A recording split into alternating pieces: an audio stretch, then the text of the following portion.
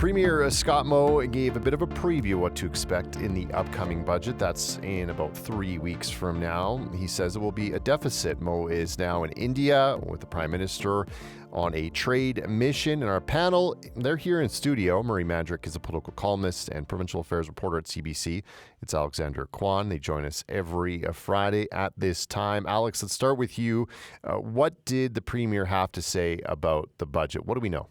Well, he really appears to be tempering expectations about this upcoming provincial budget. This week he told media this is going to be a deficit budget, and he wouldn't tell us the number, the size of how much of that deficit it's going to be, but it's notable that he's even willing to share it at all. You'll remember that last year the budget was $12 million surplus, but of course that basically evaporated by the time that budget was actually printed on paper. Now, the NDP are saying this is a bad sign for the province. They're criticizing Moe's handling of the debt. I will add one more thing that Moe did say, which is despite this being a deficit, the budget will not include tax hikes or cuts to services, and that all but ensures that some of the cost increases are going to be borne by debt financing.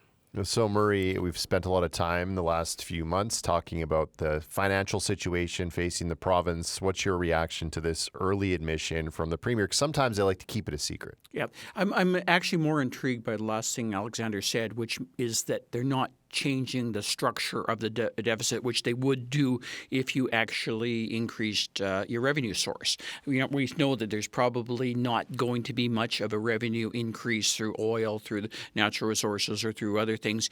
We can pretty much predict that we're going to have something similar in terms of expenses that weren't accounted for last year.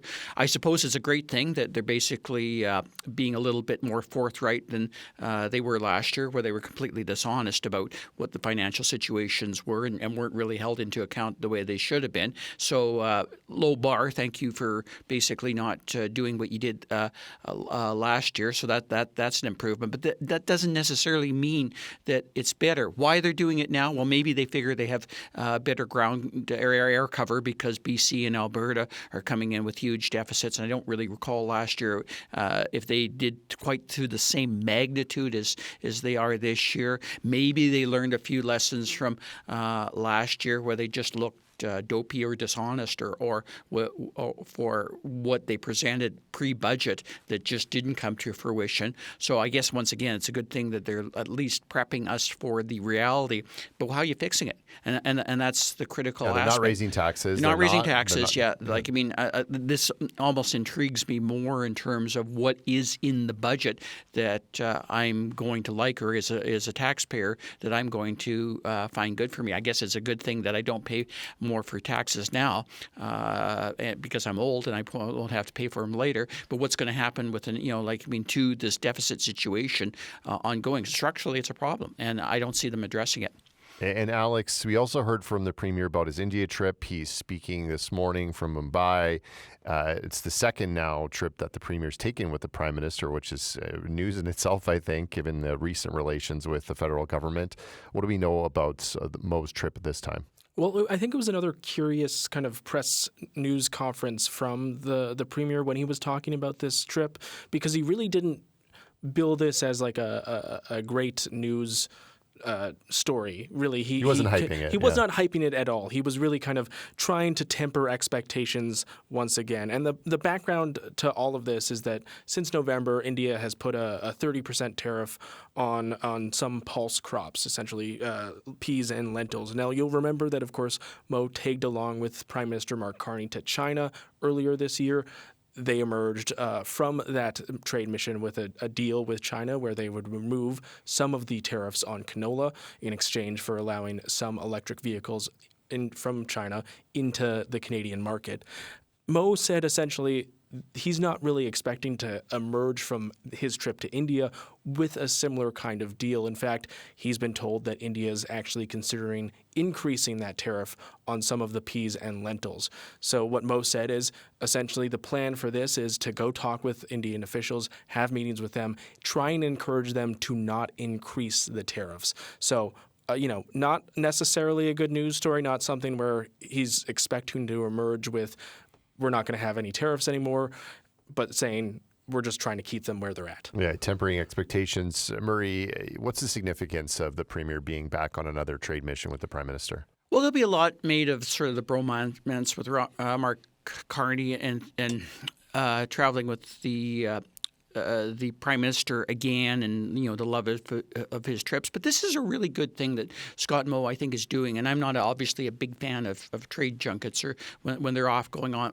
by themselves. He's not. He's going with the Prime Minister of Canada, which means immediately having access to things that they would not have access to otherwise, diplomatically or otherwise, because this is whom the Prime Minister's entourage would meet with compared with other going on yourself for reasons. Or with the former Prime Minister, Stephen Harper, which you've seen in the past, organizing these trips, right? Exactly. So this is good. He's taking, he being Scott Moe, is taking an incredible kicking on his social media feeds from both morons on the left and morons on the right, who basically are saying, well, why wasn't he doing this before? And isn't it ridiculous how bad he was? Or from the right, basically saying, how dare you spend any time with a Liberal? This is exactly what he's supposed to be doing, is a Premier of the province, which is addressing a serious economic issue in any way he can. And this is probably the best way he can, by tagging along on these particular trips to, in a more effective way,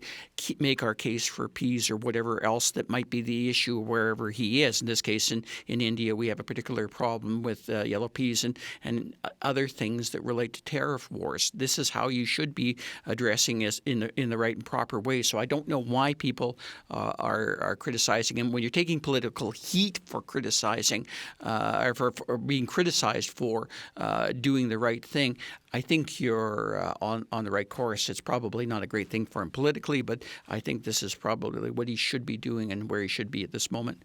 And so when he returns, Alex, the spring sitting will be starting. What should we expect? I should let listeners know that it starts on Monday. What should we expect? What are you watching for? Well, other than the budget, which we kind of talked about, it's going to be probably a real mixed bag of subjects, I think. For me, what I'm looking for is there are a number of bills that were introduced but haven't yet been passed, so we want to see how those play out. I think the biggest one for me is the province's Compassionate Intervention Act.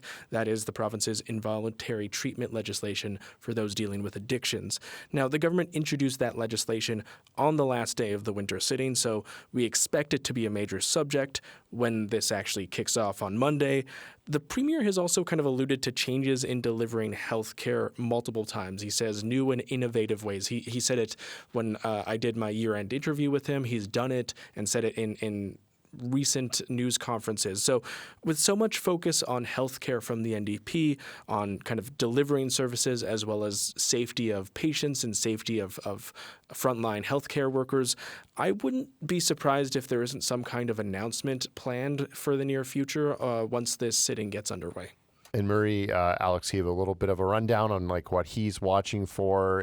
Spring is always interesting with those bills being introduced in the fall and passing, what the priorities are for the government to get those through, and what the opposition try to score political points with. What are you watching for? Well, let's start with the opposition. And Alexander's right that how they handle some of these bills as government is going to be fascinating, and whether they approach them in a thoughtful way, because several of them have their problems, and that's why you present them in the fall to sort out those problems by the time passage in the spring comes around.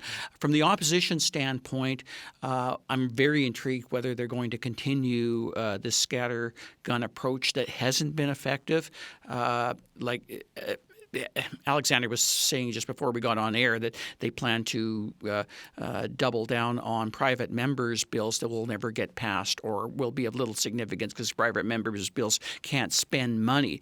So there's nothing like doubling down on something that's not working. And that tends to be what the problem is for Carla Beck's opposition. It's time for her to figure it out. Who's effective as an opposition member? What issues are effective and what people care about? They're more than a year into this new and improved large opposition, and they have not made much headway or really any headway in terms of cutting into the lead of the Sask party government. This is what the polls are telling us, and they should be telling the NDP that it's time to do things differently and have focused people focused on the right issues. Maybe it is the budget, maybe it is a few other things, but this scattergun approach that they've been using with these daily press conferences that are meaningless and no one's paying attention to anyway have clearly not worked for them. And if you keep doing the same thing over and over, as I have been for 35 years on this show, it's a definition of insanity. So, and with the opposition and the government coming back, is that a chance for them both to sort of reset, because